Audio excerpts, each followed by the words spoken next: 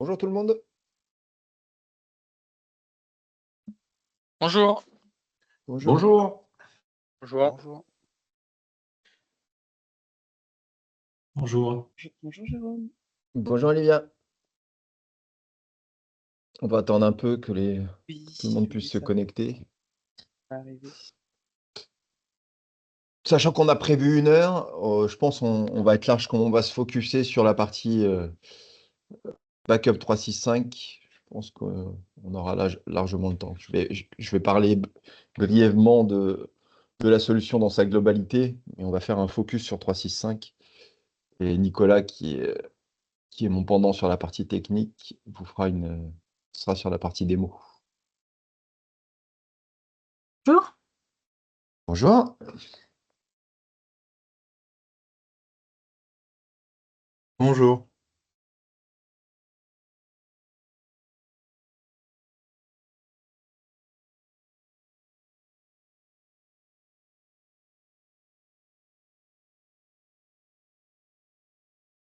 Est-ce qu'on voit mes slides? On voit tes slides. Super. Hop. Oui.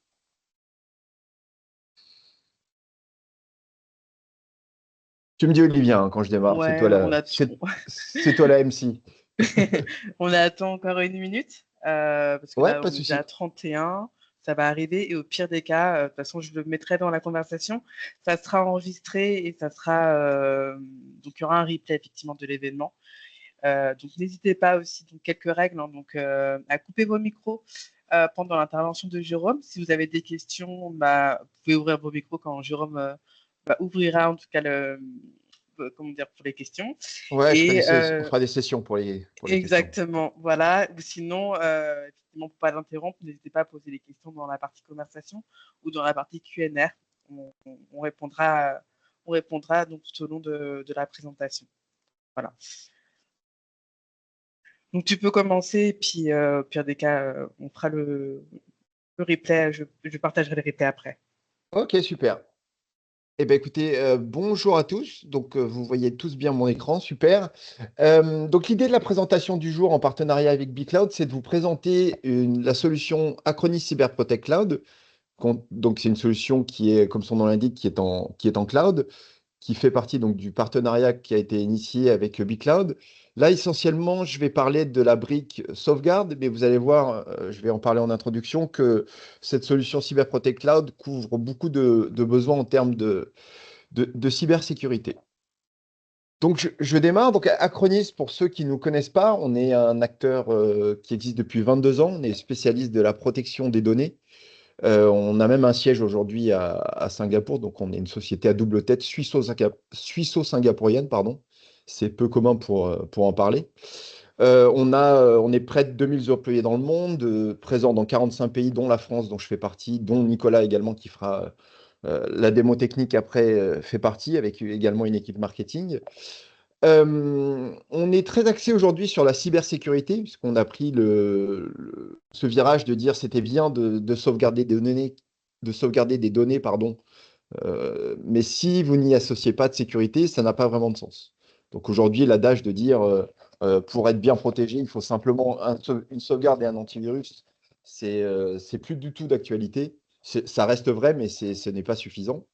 Et donc, on est vraiment aujourd'hui dans la plateforme que je vais vous présenter, même si je ne vais pas faire un focus sur la partie cyber, vous verrez qu'on a des fonctionnalités de cybersécurité dans notre plateforme. Évidemment, une solution qui s'adresse au marché professionnel. Et un des points différenciateurs d'Acronis, c'est que nous avons nos propres infra-cloud. Donc, notamment sur la partie sauvegarde 365, on parle d'une solution qui est en cloud to cloud. Donc, vous n'avez pas besoin d'une infra pour pouvoir démarrer les sauvegardes Acronis avec nous, une console cloud avec un tenant qui est ouvert par notre partenaire BigCloud, et ensuite des sauvegardes qui se font directement sur le data center Acronis, qui est basé en France. On verra ce point-là par la suite.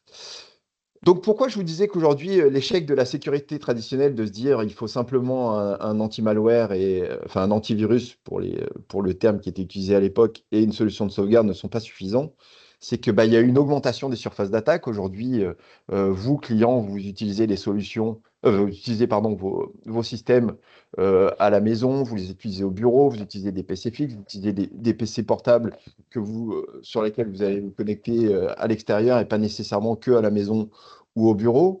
On utilise de plus en plus du cloud privé ou du cloud public. Donc tout ça, ça augmente les surfaces d'attaque pour les hackers. Il y a également la problématique d'utiliser X solutions de sécurité. Aujourd'hui, euh, vous, en tant que client, bah, vous devez avoir une solution de sauvegarde, vous devez avoir une solution anti-malware, vous devez avoir une solution EDR si votre anti-malware ne couvre pas cette partie-là. Vous avez peut-être une solution pour gérer toute la partie protection de la messagerie, une solution de gestion des correctifs. Au final, bah, vous multipliez les outils. Donc, donc ça nécessite d'avoir une équipe pour gérer tous ces services-là. Ça nécessite d'être formé techniquement sur ces solutions-là. Et surtout, bah, ça génère beaucoup d'alertes. Des alertes de différentes solutions qui ne se parlent pas entre elles. Donc, ça peut être consommateur de temps pour vous en tant qu'utilisateur pour gérer l'ensemble de ces solutions de sécurité.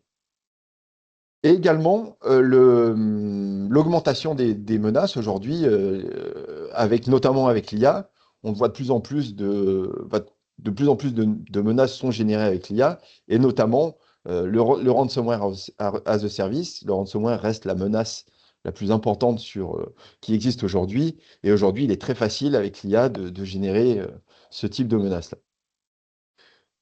Donc avec Acronis, on vient répondre à ces soucis-là avec une solution unique qui va vous permettre de couvrir plusieurs services de sécurité. Donc c'est une seule solution, un seul agent, une seule politique qui vous permettent de gérer des modules de sauvegarde et de sécurité. Donc, ce qui permet pour vous de réduire le temps de gestion, comme je vous disais tout à l'heure, d'avoir au minimum 7 consoles d'administration pour la partie sécurité.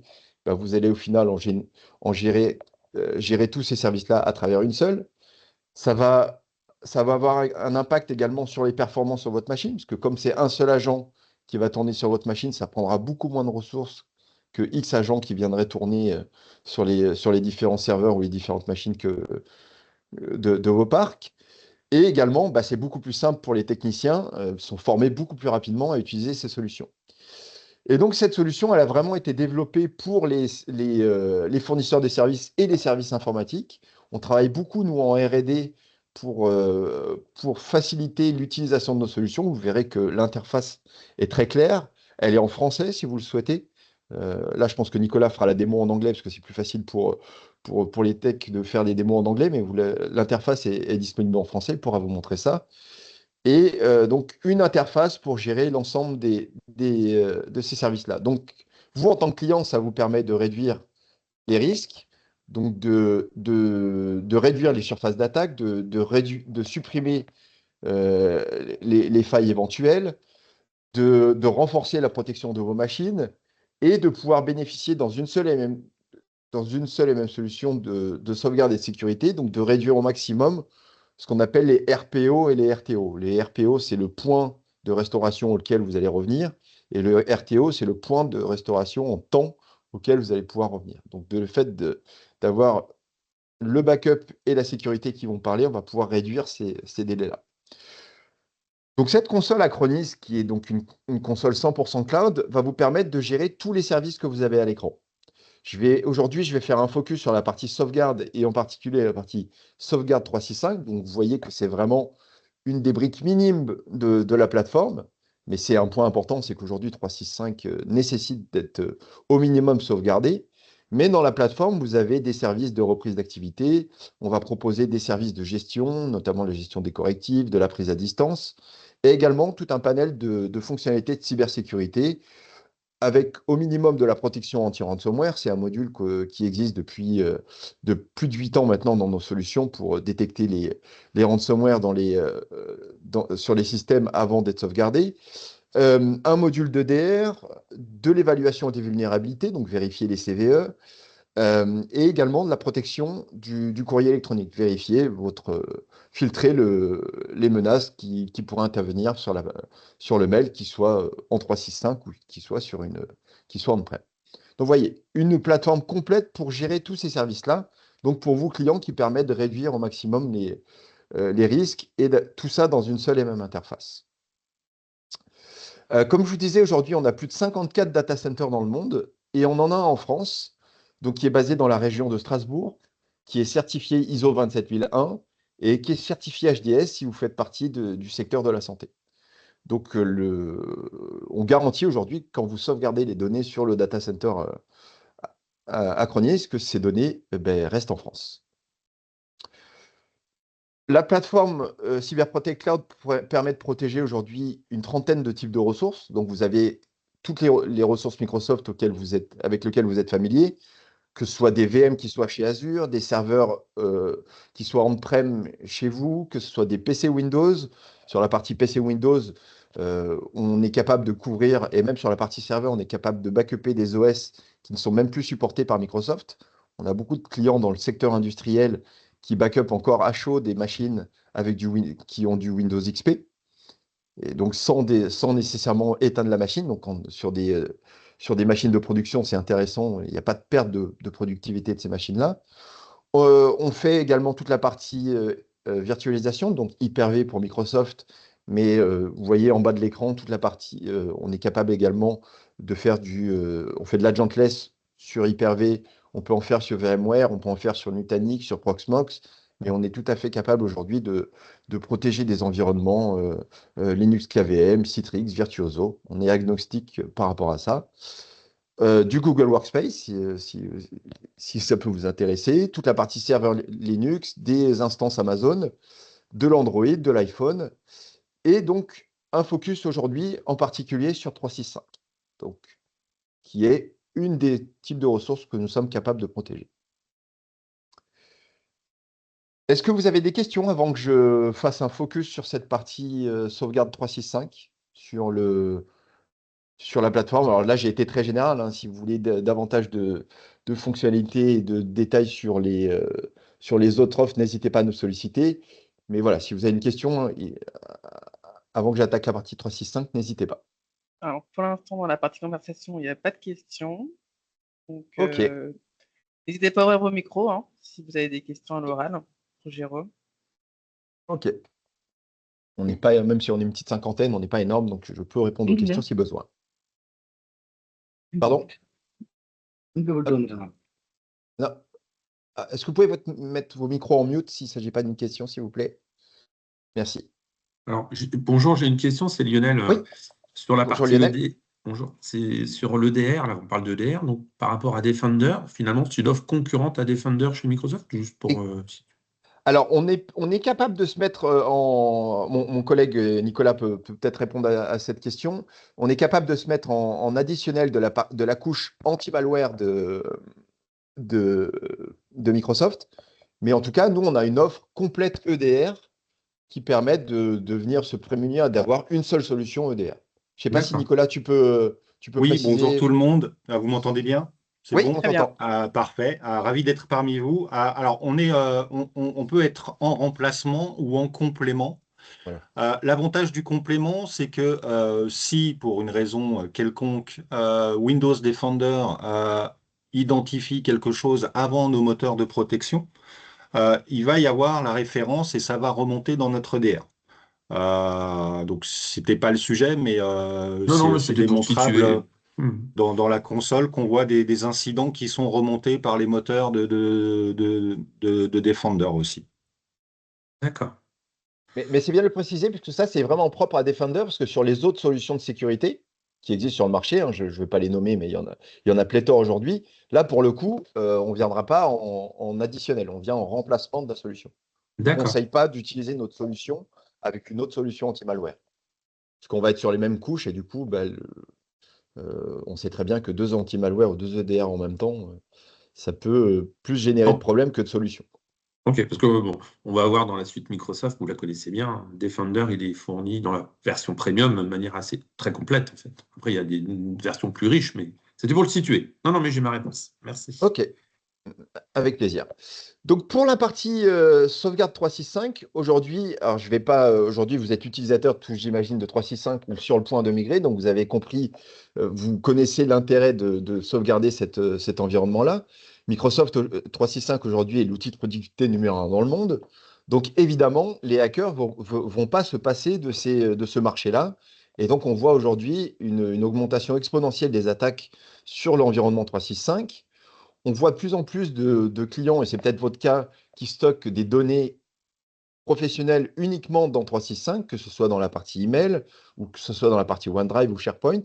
Les données sont uniquement stockées sur cet environnement-là.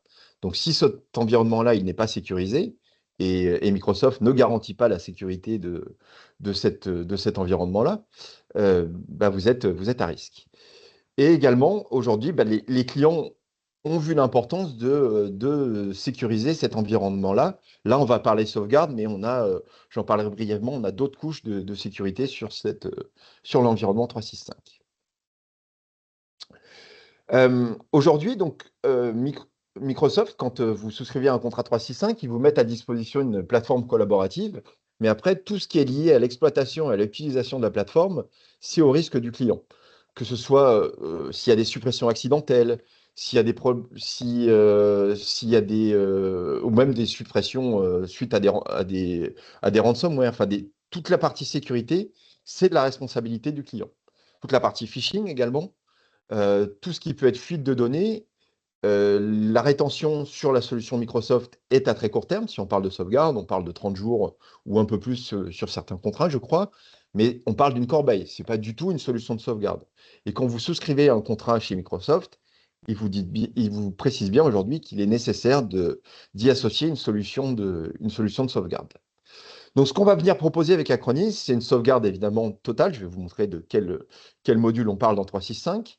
Une rétention illimitée, de pouvoir faire de la restauration granulaire.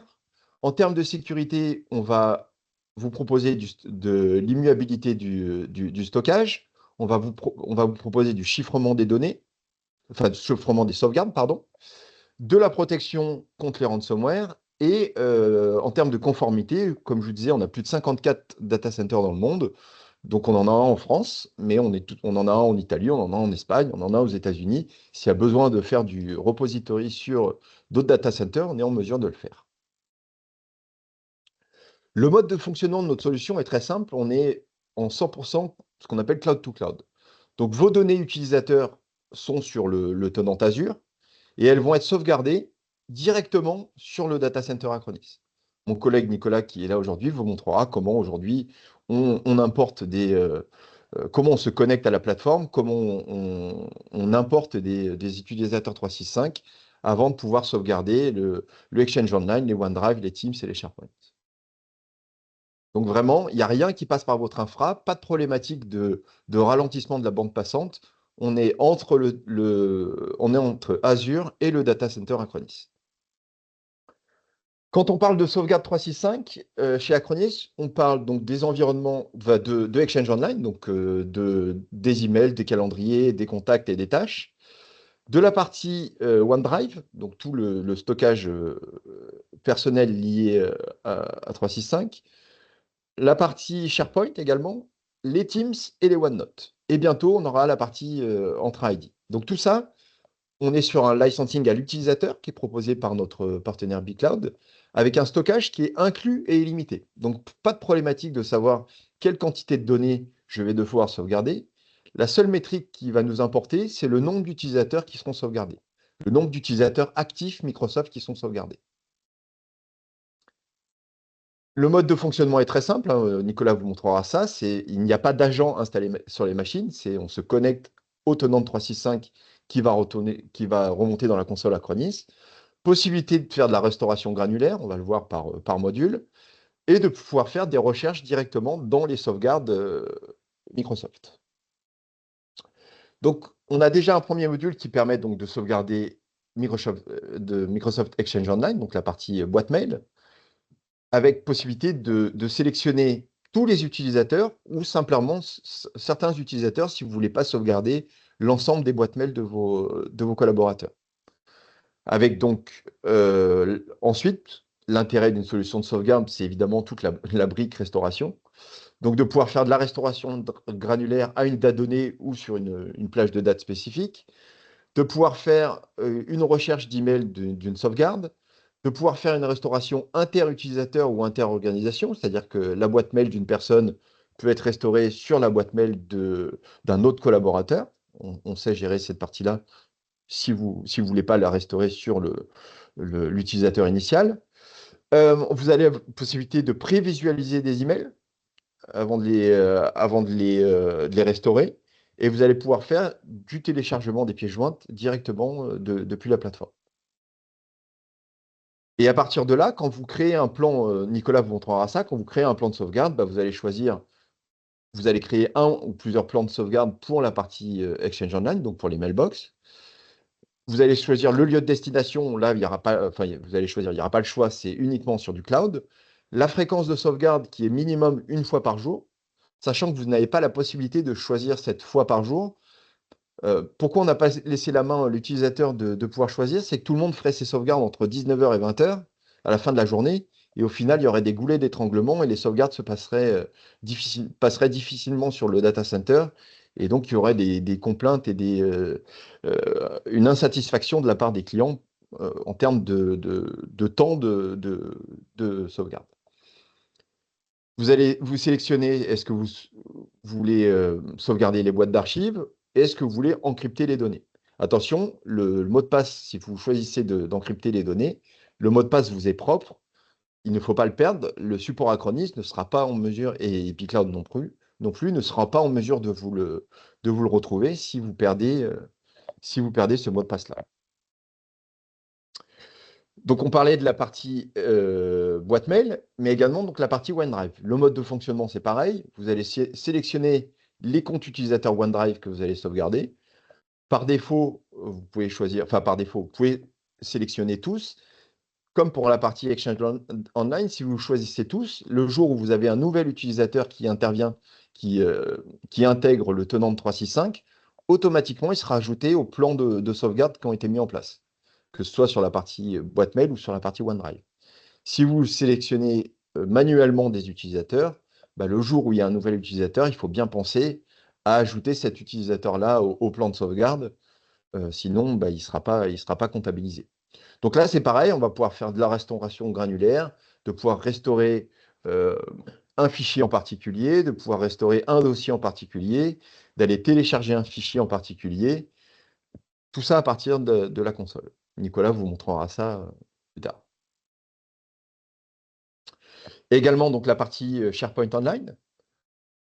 Donc, vous allez pouvoir sauvegarder l'ensemble des sites SharePoint avec possibilité de pouvoir faire de la restauration également granulaire, d'aller télécharger un fichier en particulier, de faire de la restauration des permissions de partage de vos SharePoint.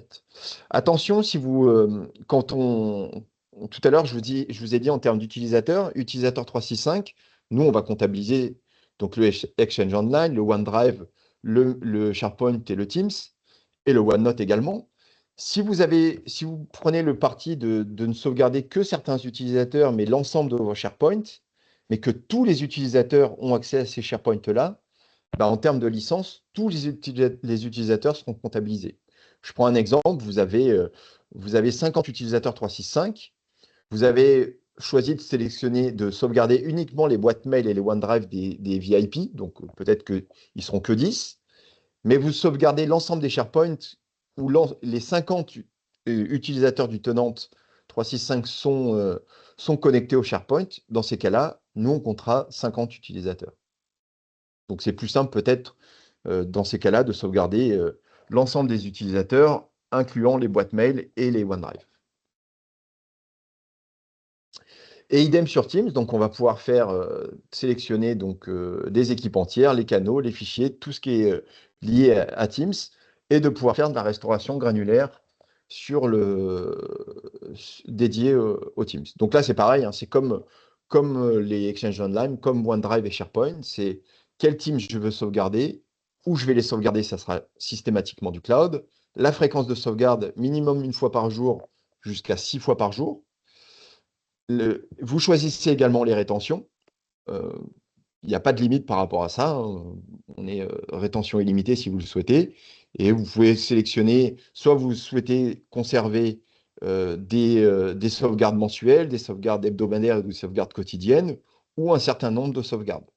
Si vous avez 6 mois de rétention, bah, vous sera conservé dans la console Acronis les 180 précédentes sauvegardes. On est sur de l'incrémental forever, donc il y a une première sauvegarde full qui va s'effectuer le jour 1 où vous allez démarrer avec la solution. Et après, on viendra sauvegarder uniquement les modifications qui ont été faites par rapport à la veille. Et comme je vous disais, en termes de on a intégré de la sécurité. Aujourd'hui, sur 365, on est capable de...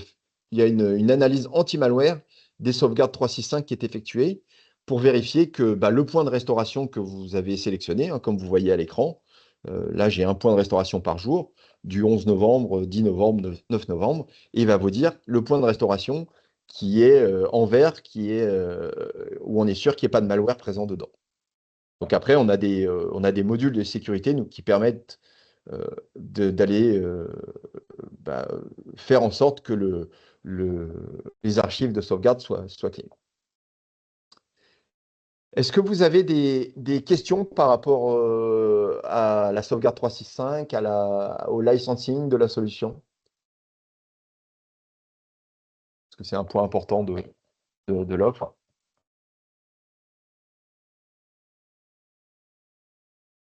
Olivia, je te laisse me dire s'il y a des questions, parce que je ne vois pas, moi je suis sur la fenêtre. J'ai qu'un écran. Donc... Les questions sont répondues par Nicolas, donc ne t'inquiète pas. C'est dans le chat? Ok. Exactement. Super. Oui. Ouais. Ok, merci Nicolas. Ok. Vous êtes en binôme, donc il y a toi qui parle et il y a Nicolas qui intervient sur le chat. C'est un travail d'équipe, super, merci. Ok, eh ben je continue. Donc ça, c'est juste pour vous montrer l'intérêt d'avoir une solution de sauvegarde. Et comme je le disais, quand vous souscrivez à un contrat Microsoft 365, c'est bien mentionné dans les lignes Microsoft que la sauvegarde doit être d'une sauvegarde doit être prévue. En termes de rétention, donc on est très limité côté Microsoft parce que c'est une corbeille qui est limitée à 30 jours ou un peu plus. Il n'y a pas de notion de restauration ou de restauration granulaire. Tout est dans une corbeille, donc évidemment, ce n'est pas un outil de sauvegarde qui est dédié. Je sais qu'aujourd'hui, Microsoft propose une offre de sauvegarde, donc je voulais juste vous montrer ce comparatif qui est évolutif, hein, parce que nous, on évolue et peut-être que l'offre Microsoft évolue également. J'aime pas parler prix, moi, parce que je suis sur la partie commerciale, mais j'aime pas parler de commencer par le prix. Donc, au-delà des manques de fonctionnalités qu'il va y avoir côté Microsoft, notamment la partie Teams n'est pas inclus, il n'y a pas de la partie restauration granulaire. Enfin voilà, on est très limité en termes de fonctionnalités. En termes de coût également, on est sur un coût au giga. Et moi, j'ai vu beaucoup de clients qui sont partis sur cette solution-là parce que simple, intégrée à Microsoft, mais ils ne contrôlaient pas la partie quantité de données et ils se retrouvaient à payer des factures très importantes parce qu'on est sur un coût en plus qui est assez important sur un coût au giga et la facture flambait parce qu'ils n'avaient pas de maîtrise de cette partie-là. Côté Acronis, c'est beaucoup plus simple, c'est un coût à l'utilisateur et comme je vous disais, avec un stockage qui est inclus et illimité et avec toutes les fonctionnalités dont je vous ai parlé tout à l'heure, le fait qu'on on soit capable de gérer des rétentions à long terme, qu'on fasse de la restauration granulaire de pouvoir faire de la restauration sur l'utilisateur ou sur un utilisateur tiers, tout ça, on va savoir gérer. De façon globale, en termes d'avantages concurrentiels, comme je l'avais dit en introduction, c'est plusieurs solutions donc plusieurs solutions de sauvegarde et de sécurité à partir d'une seule console et d'un seul agent. La possibilité de prendre en charge dans une seule et même console des environnements physiques, des environnements virtuels, des environnements cloud comme 365, mais également du mobile, de pouvoir faire du Linux et du Windows dans la plateforme, de gérer toute la partie cyber, donc sauvegarde, PRA, j'en ai pas parlé. On a une couche PRA qui vous permet de redémarrer vos systèmes directement, si vos sauvegardes sont sur le data center Acronis, directement sur le data center Acronis, où on est même en capacité aujourd'hui de le faire chez Azure. Donc d'avoir aucune perte de production et de pouvoir redémarrer vos systèmes immédiatement, allez, entre 5 et 10 minutes, mais ça évite tout le temps de restauration d'une machine éventuelle. Et pour des machines critiques, ça peut avoir un intérêt. Euh, le fait d'intégrer de la cybersécurité, de pouvoir faire une restauration sur un point de restauration exempt de tout logiciel malveillant, comme je vous l'ai montré dans l'interface. De pouvoir faire en termes de sauvegarde, c'est plus sur la partie infra, mais de faire de la sauvegarde d'images complètes de machines ou de certains fichiers que vous allez sélectionner. Et on est sur une offre MSP 100%, donc vous ne payez uniquement ce que vous consommez, donc une facturation qui est très précise, transparente, sans coût caché. J'en ai fini, je vais finir sur cette partie-là avant de laisser la main à mon collègue Nicolas pour la démo technique. On a une offre complète de protection 365. Là, je vous parle de sauvegarde et je sais que Microsoft également propose quelques briques. Mais en tout cas, autour de 365, nous, on est capable de proposer de la sauvegarde, comme on a vu. On propose également de l'archivage. Donc, je ne sais pas si vous êtes dans certains secteurs d'activité que vous devez conserver vos emails pendant 10, 15, 20 ans. On a une solution dédiée sur l'archivage, donc qui est en additionnel du backup. C'est pas intégré à la solution de backup, c'est la même console, mais c'est une autre offre. On a une offre de protection de la messagerie, donc de protéger votre messagerie contre les malwares, le phishing, tout ce qui pourrait transiter par la messagerie. On a un module de protection un anti-malware dans 365, parce un anti-malware classique n'est pas capable d'aller détecter ce qui se passe dans le cloud. Donc là, nous, on a une offre qui s'appelle Collaboration App Security qui permet d'aller protéger l'environnement 365. On a un module qui est très intéressant, peut-être Nicolas pourra vous le présenter, qui est la gestion, si on a le temps, des postures de sécurité de votre tenant de 365, de vérifier qu'il n'y ait pas d'utilisateur externe qui soit connecté, que chaque utilisateur ait bien un mot de passe et que la règle de mot de passe que vous avez définie, ça peut être 12 caractères alphanumériques, que chacun a bien ce mot de passe-là, avec la règle définie. On va avoir un module également de sensibilisation à la cybersécurité qui va vous permettre de sensibiliser vos collaborateurs à qu'est-ce qu'un phishing, qu'est-ce qu'un ransomware, quelles sont les différentes menaces qui existent aujourd'hui et comment il faut réagir par rapport à ça, avec possibilité même de pouvoir faire du phishing, de lancer une campagne de phishing, une campagne à l'aveugle et de vérifier comment vos collaborateurs vont réagir lorsqu'ils reçoivent un phishing, parce qu'ils doivent en recevoir. J'ai un partenaire qui l'a fait là, il y a quelques temps sur une société qui avait 200 collaborateurs. Il y a quand même 16 personnes sur les 200 compliquées, dont le PDG. Donc il y a vraiment une sensibilisation à faire, aussi bien au niveau de la direction que de la partie employée. Et on a également une solution XDR, donc qui permet de protéger, en plus de la partie EDR, la partie Entra ID.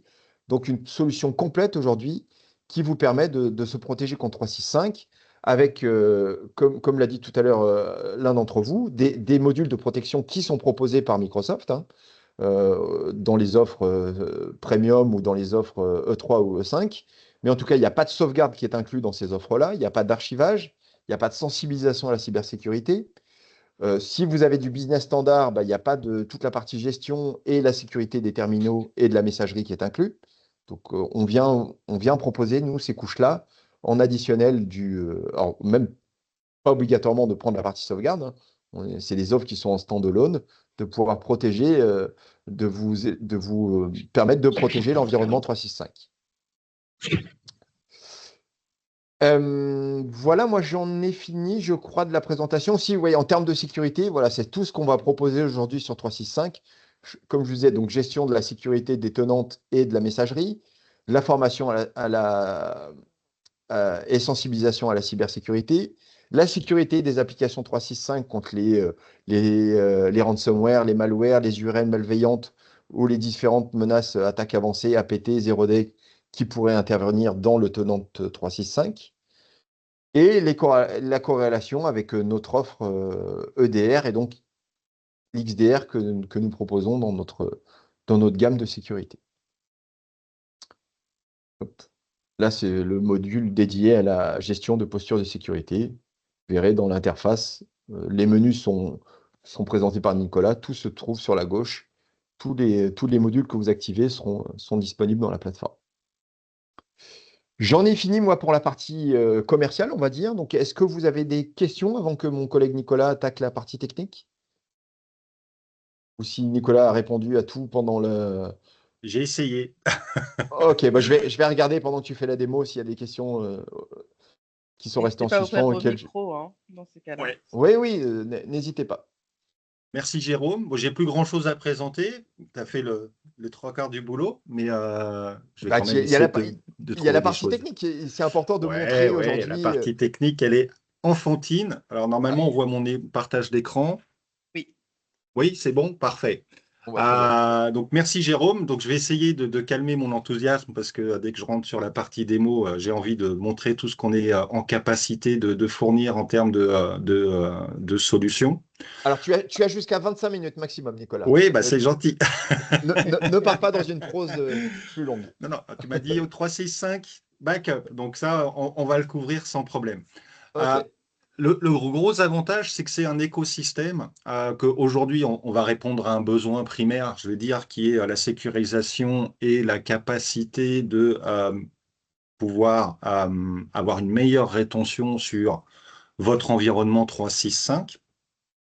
Et au-delà de ça, ça ouvre les portes à peut-être des réponses sur des projets futurs ou peut-être des failles aujourd'hui qui sont soit pas forcément gérées comme vous le souhaiteriez ou autre.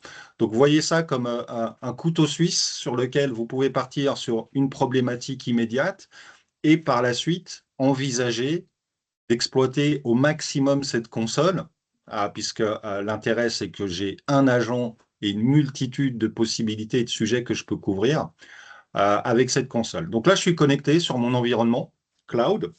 Donc là, je suis sur l'espace dashboard. Donc, je l'organise vraiment comme je le souhaite, hein. Donc, en fonction de mes sujets de prédilection, de ce qui m'intéresse dans la console, je vais pouvoir organiser mes widgets. Bon, là, c'est un peu désordonné parce que c'est la console à tout le monde chez nous. Donc, chacun met son petit widget dessus.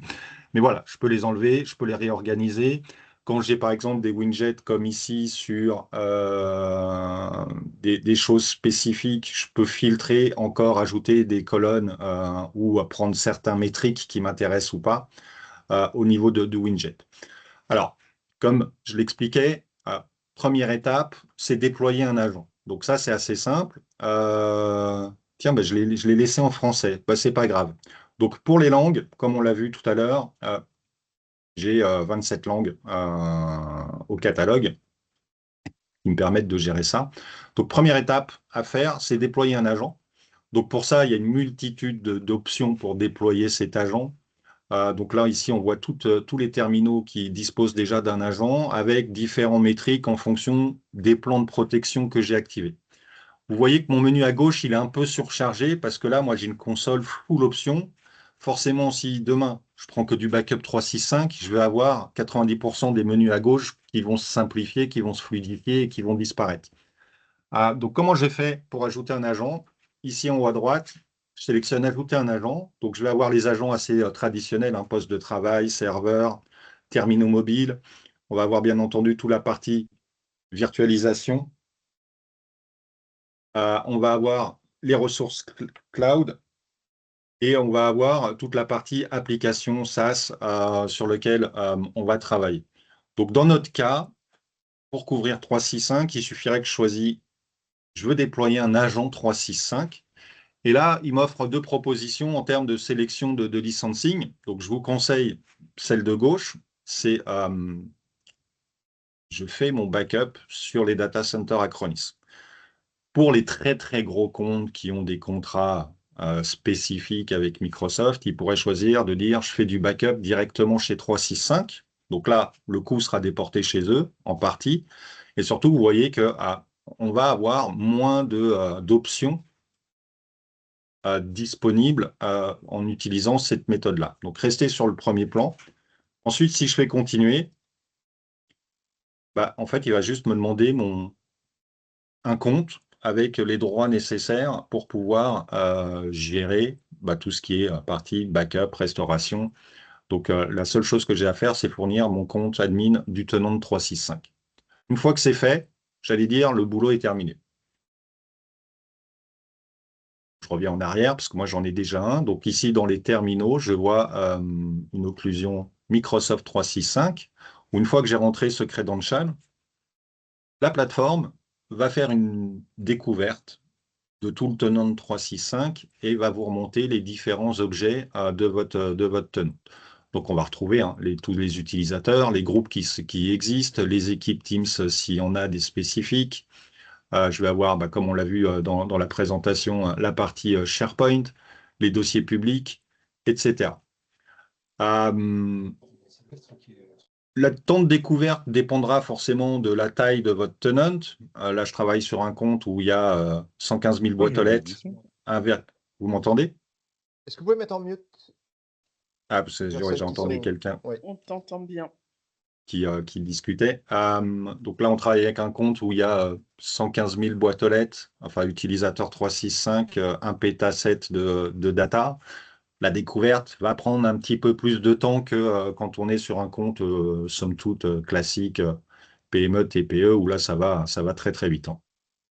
Donc ici, j'ai toute la partie vision, sélection des objets que je vais pouvoir faire. Donc, soit je peux travailler à partir d'ici. Par exemple, là, je sais que voilà, j'ai tous mes collaborateurs qui sont là. Je veux faire une sélection précise parce que je ne veux pas sauvegarder tout le monde. Je vais simplement les cocher et lui demander ici de créer un plan de sauvegarde. L'inconvénient de ça, quand on fait de la sélection fine, c'est que demain, vous rentrez un nouveau collaborateur. Il faut penser, si on doit le prendre en compte dans le backup, de revenir dans votre sélection et de l'ajouter. C'est pour ça que bien souvent, on va cibler l'OU, tous les utilisateurs, le groupe, tous les utilisateurs. Comme ça, si j'ai des gens qui arrivent, j'ai plus besoin de me préoccuper du fait de est-ce qu'il est dans mon plan de backup ou pas. Et on va pouvoir faire ça pour tous les objets. Maintenant, ce qu'on fait de manière plus régulière, dans la console Acronis, on travaille avec ce qu'on appelle un plan de protection. Alors, le plan de protection est plus dédié sur les environnements machines, infra virtuels, etc.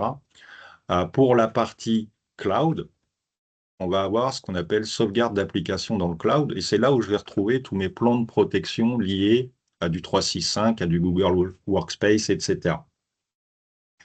Donc là, ici, on voit la composante qui est sauvegardée et le nombre d'utilisateurs qui sont sélectionnés. Je vais créer un plan, et c'est là où je vais déterminer mes fréquences, surtout ma période de rétention, si je chiffre mes datas, etc. Donc, qu'est-ce que je sauvegarde? Là, je choisis mon composant. Donc, forcément, si je dois prendre en compte tout l'environnement 365, il va falloir que je crée un compte pour les boîtes, un compte pour les OneDrive, les SharePoint, les sites web et les Teams. Et d'ailleurs, il y aura une attention particulière à faire puisque dans le monde merveilleux de Microsoft, on a des liaisons qui ne sont pas forcément évidentes quand on n'est pas un expert Microsoft. Et notamment, on a des liaisons entre Teams et SharePoint. Je vais y revenir. Donc là, je choisis mes boîtes aux lettres, par exemple. Donc, comme on l'a vu au départ, quand j'ai fait l'ajout de mon tenant de 365, je sauvegarde chez Acronis. Mais si j'avais sélectionné l'option « Je veux faire du backup chez 365 », c'est ici que je vais l'activer. Ensuite, les terminaux, ça veut dire les boîtes aux lettres que vous souhaitez sélectionner. Alors attention, il y a une petite subtilité. Là, vous avez vu tout à l'heure, dans ma découverte de mon tenant, j'avais un groupe All User. Et ici, dans l'utilisateur, je ne le retrouve pas. Pourquoi? Parce qu'il est déjà affecté à un plan de backup. Donc, c'est pour ça qu'il ne me l'affiche pas. Donc ici, en fait, je verrai tous les utilisateurs qui ne sont pas sauvegardés, qui ne font pas partie d'un plan de backup. Donc, vu que j'ai tous les utilisateurs, forcément, ici, ma partie user, elle est totalement vide. Je vois que des groupes. Donc, on sélectionne nos utilisateurs ou nos groupes. Ensuite, on va déterminer la planification. Donc, comme on l'a dit, vous avez de base une planification qui va être faite. Donc, ça, c'est directement Microsoft qui déclenche le backup. S'il le fait à 11 h du matin, après, de manière récursive, ça sera tous les jours à 11 h du matin. Maintenant, si j'en choisis plusieurs, c'est le même procédé. Tous vos backups se déclencheront à la même heure chaque jour sur vos 6 requêtes de backup.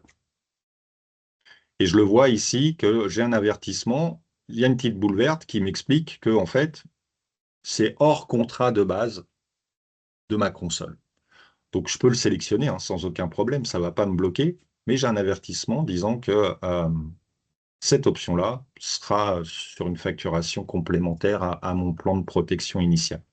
Et là, on vous dit que voilà, il y a des limitations Microsoft. C'est géré, c'est du full API, hein, donc c'est géré directement entre Microsoft et nous à ce niveau-là.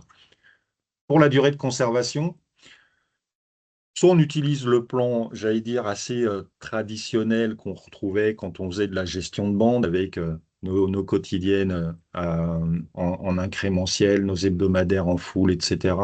Soit on peut se simplifier la vie et dire bah, je veux par nombre de backups. Soit je vais pouvoir dire directement je sauvegarde mes données indéfiniment, puisque vous ne payez pas le stockage sur la partie backup des tenants 365. C'est une manière de conserver ad vitam aeternam vos backups. On va pouvoir ajouter des boîtes aux lettres qui sont en mode archivage, bien entendu le chiffrement.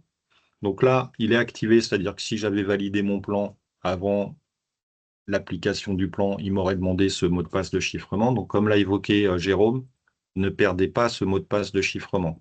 Si vous le perdez, même nous, on ne pourra pas restaurer vos données.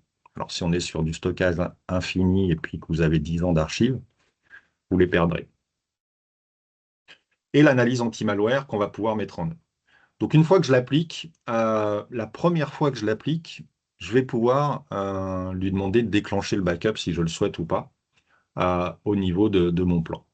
Donc on retrouve ici tous les plans que l'on a dédiés par environnement. Là j'ai un plan OneDrive, j'ai un plan dossier public, j'ai un plan site SharePoint, Teams, etc. Une fois que c'est mis en œuvre, on n'a plus besoin de s'en préoccuper, ça sera fait directement des deux espaces cloud de l'un à l'autre. La subtilité.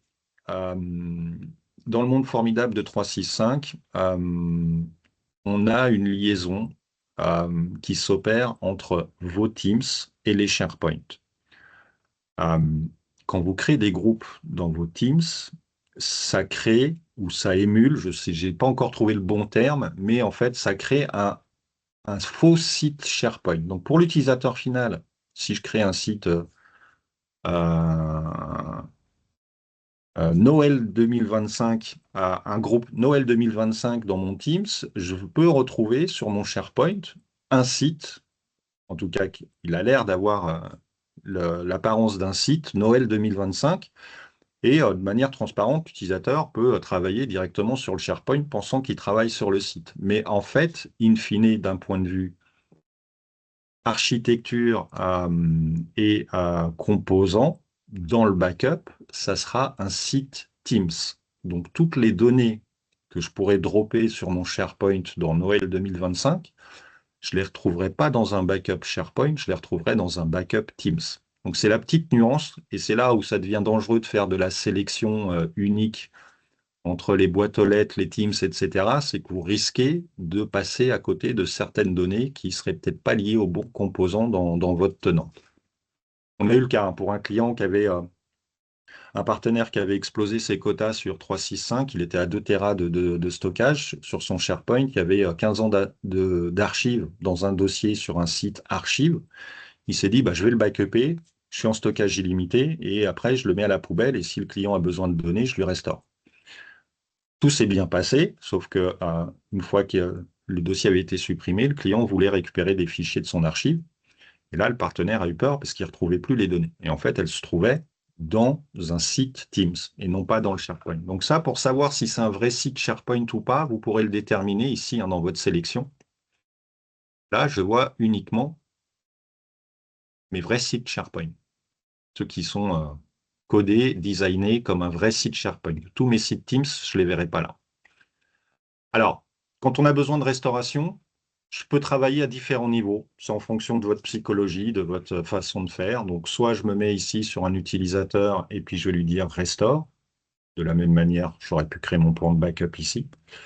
Et là, dans mon onglet de restauration, bah, je vois tous les backups que j'ai. Donc, je sais que c'est un backup incrémentiel. Ça a été fait aujourd'hui. Je sais que le composant ici, c'est un OneDrive. Et en fonction des backups et des plans, je verrai si c'est du OneDrive, de la boîte aux lettres et autres. Alors, de prime abord, c'est pas forcément hyper clair comme ça. Moi, je passe plutôt par le stockage. Donc, je vais sur mon emplacement de stockage.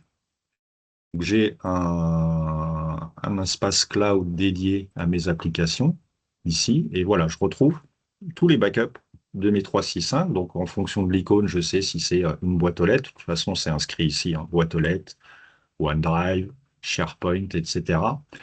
Comme on l'a vu tout à l'heure, on a cette notion d'analyse du contenu sur les boîtes aux lettres. Donc là, par exemple, je prends Dalton parce que je sais que c'est pas un bon collaborateur. Voilà, ici, sur tous ces backups, je vois du rouge à partir du 1er juillet parce que on a détecté des menaces dans son backup de 365. Donc là, en fonction de mes droits, je vais pouvoir faire une restauration, toute la boîte aux lettres. Donc là, pour montrer la chose, on va le dire, je veux juste restaurer un mail. Là, j'ai un avertissement que j'accède aux données privées de l'utilisateur. Et ici, je retrouve toutes mes sauvegardes. Donc, je n'ai pas besoin de me préoccuper de savoir si je dois restaurer une foule pour récupérer le fichier, etc. C'est totalement automatisé par le système. Donc là, je vois les différents mails. Et dès que j'ai un markup en rouge, je sais que le composant contient des éléments malicieux. Alors qu'il soit URL, fichier, etc. Donc là, je peux soit me dire, bah, je vais le restaurer sans ouvrir l'objet pour des notions de vie privée. Maintenant, je peux afficher le contenu. Et là, bah, j'ai une info qui me dit, il y a des menaces qui sont bien détectées ici. En cliquant sur détail, je vois que c'est les 3 URL qui sont les URL qui sont dans le mail qui m'amènent sur des sites malveillants. Voilà, si c'était une pièce jointe, je le verrai de la même manière, etc. Et puis, bah, soit je le renvoie en mail, soit je le restaure à son emplacement initial ou je l'externalise en PST. D'ailleurs, une des nouveautés qui va arriver, normalement, c'est prévu pour la fin de l'année, parce que c'est une problématique un petit peu globale, c'est de se dire, OK, on change de solution de backup, sauf que moi, ça fait 5 ans que je backup toutes mes boîtes aux lettres et mes tenants de 365 avec, je sais pas, du Barracuda, du Atempo, ce que vous voulez.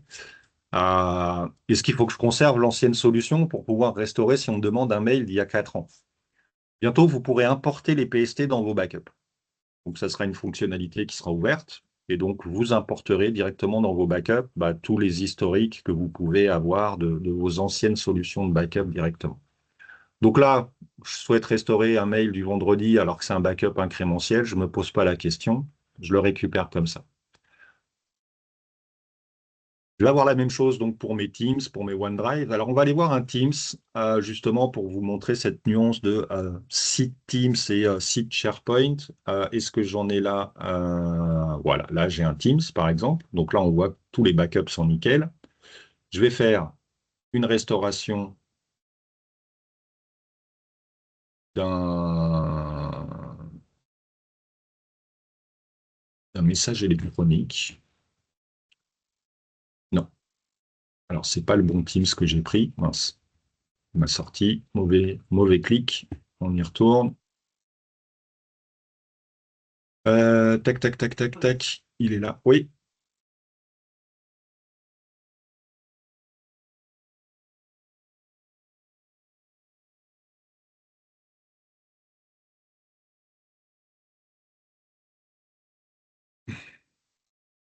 Donc voilà. Là, j'ai mon fameux groupe Teams qui est là. Et en fait, on voit toute la structure de comment est monté un Teams. C'est ce que je disais tout à l'heure, ces fameux faux sites SharePoint.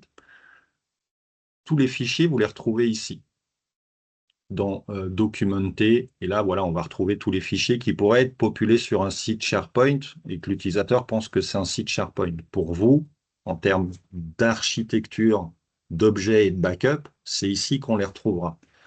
Si c'est un site SharePoint, là, je vais directement sur la composante SharePoint et je retrouverai ce que je souhaite restaurer depuis un site SharePoint si c'est un vrai site SharePoint. Là, il n'y a pas de question à se poser, c'est directement reproduit par rapport à votre site SharePoint. Voilà, là, j'ai les documents qui sont publiés sur un site SharePoint. Et voilà, quand on passe par du Teams, on peut avoir différents conteneurs dans lesquels il faut rentrer pour aller récupérer le document final que l'utilisateur veut. Voilà pour le backup, c'est assez simple. J'ai eu la question tout à l'heure de savoir si on proposait du stockage immuable. C'est inclus. Ici, dans vos paramètres euh, système, tout en bas, vous allez dire je veux du stockage immuable. Et là, vous allez déterminer la période de rétention de ce stockage immuable. Alors, qu'est-ce que ça fait? Ça fait tout simplement que s'il y a une erreur de manipulation, je crois que je l'avais fait, mais alors je ne sais plus du tout sur quel stockage je l'avais fait, ça c'est le problème. Peut-être préciser, Nicolas, que par défaut, c'est 14 jours, comme c'était indiqué Oui, sur ton par écran. défaut, c'est 14 jours. On peut monter au maximum à 3650 jours. Attention à la contrainte de ça. Là, vous voyez, quand je prends une ressource, je souhaite faire une restauration, je lui demande d'afficher les sauvegardes. En fait, le stockage immuable va vous permettre de vous prémunir d'une erreur de manipulation de l'administrateur qui dirait, bah, tiens, je prends ce backup-là, je le supprime. Avec l'immuabilité, il va disparaître comme s'il avait été réellement supprimé. Et je pourrais, en fonction de ma période de rétention, récupérer ce backup et pouvoir restaurer des données de ce backup. Alors, le problème, c'est que je ne sais pas si j'ai des éléments supprimés. Peut-être que j'en ai, mais surtout les composantes, je ne saurais pas vous dire lesquelles ont été supprimées ou pas. Mais grosso modo, là, il suffit juste de lui dire affiche-moi les backups supprimés. Et il va rechercher. Donc là, il met du temps parce qu'à mon avis, il n'y en a pas, hein. Sinon, c'est beaucoup plus rapide. Il va vous afficher les backups qui ont été supprimés. Ils seront accessibles comme si ils étaient toujours live dans la console. Voilà pour cette partie backup restauration. Donc, à mettre en œuvre, simplissime. Je lui dis, j'ajoute un compte 365, je lui mets mon mot de passe admin du tenant, il fait la découverte, vous créez vos 4 plans et en avant Guingamp, ça tourne tout seul, ça se backup tout seul, à zéro impact en termes de perf sur les utilisateurs, puisque comme on l'a évoqué, c'est du cloud to cloud. Et après, vous pouvez restaurer. Alors, on ne l'a pas montré, mais si je prends un composant, on va prendre un mail, si je fais afficher les sauvegardes, restaurer un fichier. Voilà, là j'ai sa boîte aux lettres. Si je veux chercher des composants en particulier, j'ai un moteur de recherche qui me permet de directement identifier l'élément que je rechercherai au lieu de parcourir toutes les sauvegardes de toute la boîte aux lettres de l'utilisateur. Dans les notions, comme on l'a vu tout à l'heure, un peu légales, il me reste plus beaucoup de mots. L'analyse de risque, c'est un élément assez intéressant. Ici, je suis dans la gestion de Microsoft 365. Ça va me permettre de pouvoir voir justement si on a ces déviances en termes de sécurité. Donc là, je vois par exemple ceux qui ne respectent pas les règles de bonnes pratiques de sécurité avec différents sujets. Et en fait, je vais pouvoir directement corriger ces écarts, ces déviances. Donc là, voilà, j'ai des utilisateurs qui n'ont pas d'MFA, j'ai des comptes anonymes, j'ai du guest. Je vais pouvoir soit le faire de manière globale sur tout le tenant, soit le faire utilisateur par utilisateur. Donc là, je peux identifier quels sont les mauvais élèves dans mon équipe et dire, OK, AGG test, tu n'as pas le MFA, si je lui fais remediate, prochaine connexion que l'utilisateur va établir, il sera obligé de paramétrer son MFA. Donc ça me donne une bonne visibilité du risque et d'éviter j'allais dire, les attaques basiques qui peuvent utiliser certaines techniques, notamment en campagne de phishing et autres, pour du vol de credentials sur vos Tenant 365. Il reste 2 minutes, Nicolas. Je te laisse juste répondre à la dernière question. Si je backup un SharePoint où tout le monde a accès, cela me facture donc une licence backup pour tout le monde. Oui, Oui. je l'avais précisé ça, hein. Parce qu'on est basé sur les API Microsoft, donc on va regarder le nombre d'utilisateurs du SharePoint. Du SharePoint, oui. Il y avait quand même des questions, je pense, qui sont restées sans réponse. Si on peut prolonger de 2-3 bien sûr. minutes. Alors, il y avait, tu avais répondu, quand un compte est fermé, supprimé, y a-t-il encore une rétention? Oui. Oui, tu avais Oui, puisque ça répondu. reste du backup. Partez du principe que je fais une sauvegarde sur une bande. Ma sauvegarde, elle reste toujours disponible sur ma bande alors que l'utilisateur a été supprimé du 365. Donc c'est le même principe, sauf qu'on est sur du disque. Donc vous supprimez un utilisateur, ça n'impacte pas le backup. Qu'est-ce que j'ai vu d'autre? Incremental forever signifie qu'il faut restaurer une cascade de sauvegarde incrémentale vu qu'il n'y a qu'une full initiale. Non, là, je l'ai montré, hein, vous vous préoccupez pas de ça. Vous choisissez le composant que vous voulez restaurer. Et après, si il y a 14 incrémentiels et la complète qui a 2 ans, c'est le système qui va s'en charger. J'ai une question. Alors, c'est plus lié sur des VM Azure. La solution est-elle capable de sauvegarder l'intégralité d'une infra Azure, VNet, Storage Account et Web App, par exemple? Ou seulement des VM? Pour moi, c'est les VM. Ouais, aujourd'hui, c'est seulement les VM aujourd'hui. Ouais, aujourd'hui, c'est uniquement les VM, hein. Ici, vous l'avez, quelqu'un a eu l'œil vif, il l'a vu, machine virtuelle sur Azure. Donc là, on va prendre que les machines virtuelles pour l'instant. J'apporte une nuance quand même sur quand tu dis qu'on est capable encore de backuper enfin, les comptes supprimés, enfin, les comptes qui n'ont plus d'utilisateurs actifs continuent d'être dans les archives de sauvegarde. Comme nous, on va comptabiliser le licensing en fonction du nombre d'utilisateurs actifs, on sera en mesure de conserver ces sauvegardes, mais là, du coup, ça vous comptera du stockage. Faut quand même le préciser que c'est en termes de licensing. Donc, pour les comptes supprimés, ça sera comptabilisé en stockage. À voir combien de temps après, vous souhaitez sauvegarder les données des utilisateurs qui ont quitté la société. J'avais répondu, je crois, à toutes les questions dans le chat, en complément de celles que tu avais fait, Nicolas. Donc, je pense qu'on est bon. Il y a juste une dernière question de Arnaud. Donc, il disait pas de facture en plus pour conserver les backups des comptes supprimés. Ah oui, c'est ce que je viens de dire, en fait. C'est Ok, la facture en plus, il y a du stockage qui peut être comptabilisé si il n'y a plus de licence côté utilisateur. Combien coûte la licence? N'hésitez pas à revenir vers nous. Je vous ai mis un petit contact, un lien de contact pour en savoir plus et on fera un rendez-vous en one-one avec Acronis et BigCloud. C'est Voilà. Black Friday, hein, non? En ce moment. Donc, pour en Nicolas, profiter, dis pas ça. appelez Olivia. Je retire ça. Ça va me retomber dessus, ça, Nicolas.